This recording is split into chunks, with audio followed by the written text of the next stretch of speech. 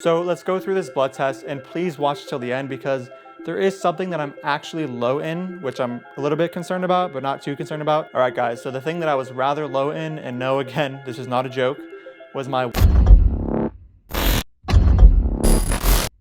Hey, what is up, guys? So I decided to get some blood work done just to see where I'm at in terms of my numbers, because in the last couple weeks, I've been feeling some sort of like ill symptoms. I got tested for the, the virus, didn't have that. I think getting blood work done for anybody, not just vegans, is a pretty important thing. At least maybe yearly, just to see where you're at, because you never know where you might be missing something, and that could be the cause of, some symptoms you've been feeling, like fatigue and things like that. I want to say a couple things before we get into my terrible and just completely deficient blood work. And just know that after reviewing this, I will be going over some of the supplements I take as a vegan, and no, this video is not sponsored whatsoever. So as a vegan of over 6 years, to this day, I'm still told by non-vegans and anti-vegans that my body is destined to shut down eventually and that I am nutrient deficient, etc. Some of the common nutrients that I've been told that I'll be deficient in is the macronutrient protein and micronutrients like iron, calcium, B12, and others. I've also personally been told that going vegan would inhibit my ability to gain muscle and strength optimally, which, as you can tell from this footage,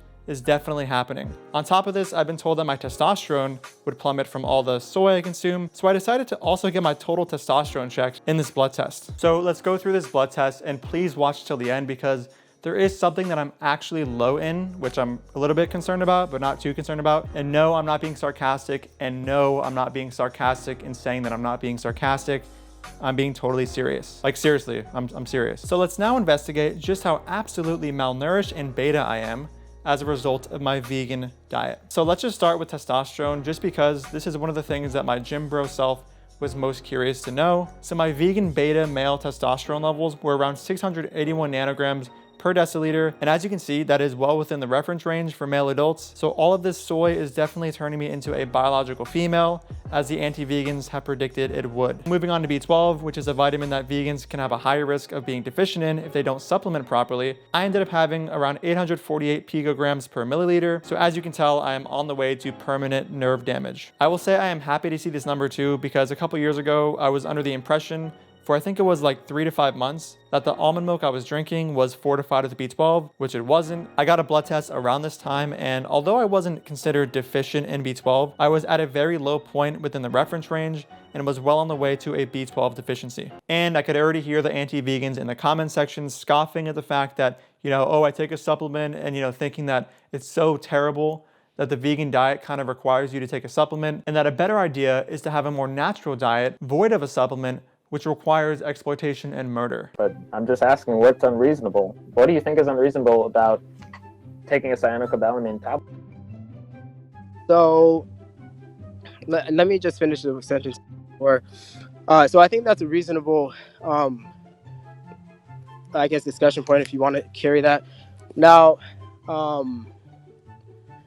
why it would not be unreasonable is because I, for myself, I think there's a difference between supplementing and substituting, and I'm not going to substitute actual food for pills for myself.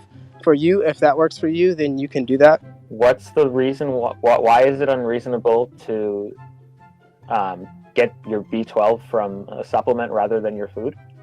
If it could be shown that this would be a diet that would be more helpful, or just at the very least as helpful.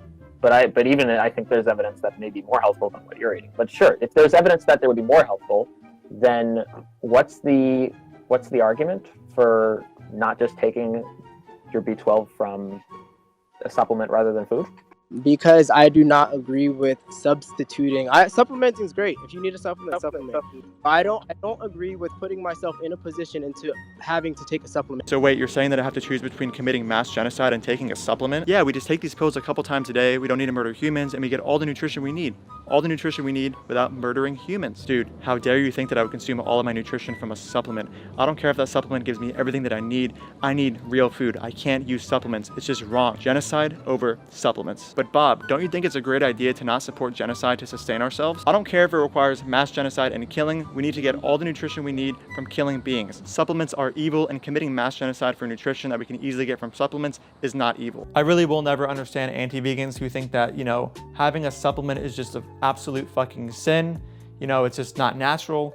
when in fact we know that modern medicine and many other things that, benefit the health of humanity also is not natural, but we use them anyway. How natural a diet is doesn't tell you how healthy it is. It's the actual health outcomes of the diet that tells you how healthy it is. So just to be clear, anti-vegans in the comment section that are so butthurt over the fact that vegans take supplements, the fact is that you can take supplements in combination with natural food and still be healthy. Okay, so moving on to iron, I am at around 120 micrograms per deciliter, clearly very anemic. Jokes aside, this is also amazing to see because in the past, when my Crohn's disease was flaring up, like a bunch, and I was having the worst stomach pain and I couldn't eat and I was nauseous every day, I was basically anemic and I was eating around 200 to like 500 calories a day. And the irony about this is that I was vegan at the time and I was anemic again because I was literally eating nothing. And my dad asked me, if I thought that the reason I was anemic was because I'm vegan. And obviously, it was definitely because I was vegan, not because I was eating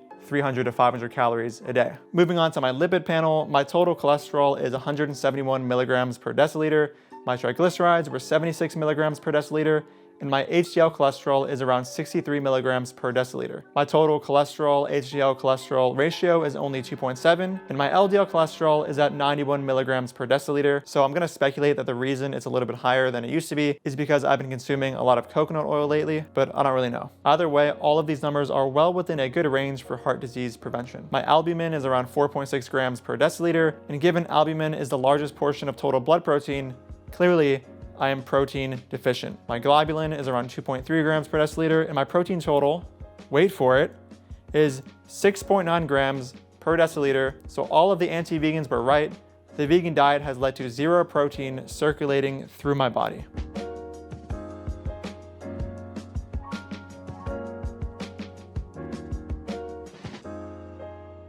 All right, guys, so the thing that I was rather low in, and no, again, this is not a joke, was my white blood cell count. I was around 3.5 thousand per microliter. Now, the thing about white blood cell count is that it's not the same thing as like, say iron or something where you need to start eating certain amounts of foods or supplementing to get it up. It's more of a defense mechanism for your body. So for example, when people have cancer, their white blood cell count actually skyrockets because, more are recruited to fight off the cancer. But it's also the case that some people can, temporarily have lower white blood cell count because they're fighting off a virus. That might be what I'm going through. I'm not really sure. But listen, anti-vegans, I'm sure that my white blood cell count wouldn't be so low if I was consuming the excretions of a bovine mammal, rotting flesh, or something that comes out of a chicken's anus. I mean, definitely. All right, guys, so here are some of the supplements that I take that I think that everybody, not just vegans, should be taking. So I have this multivitamin from Hippo 7, and this is a multivitamin for vitamin D3, vitamin B12 in the form of methylcobalamin, calcium, iron, iodine, which is something that I think a lot of vegans aren't aware that they should be supplementing, zinc,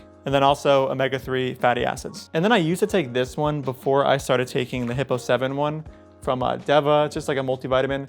And I still kind of take it sometimes, mainly because there's things in here that aren't in the Hippo 7 multivitamin. And honestly, many of this, you can get from food anyway, but I like to just be extra precautionary and take it.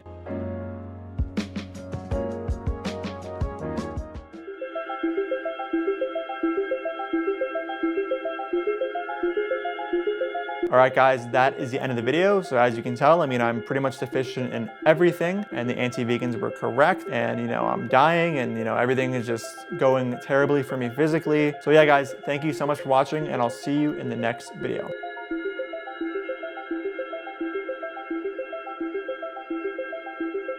Who's your audience? Nobody gets these dumb jokes.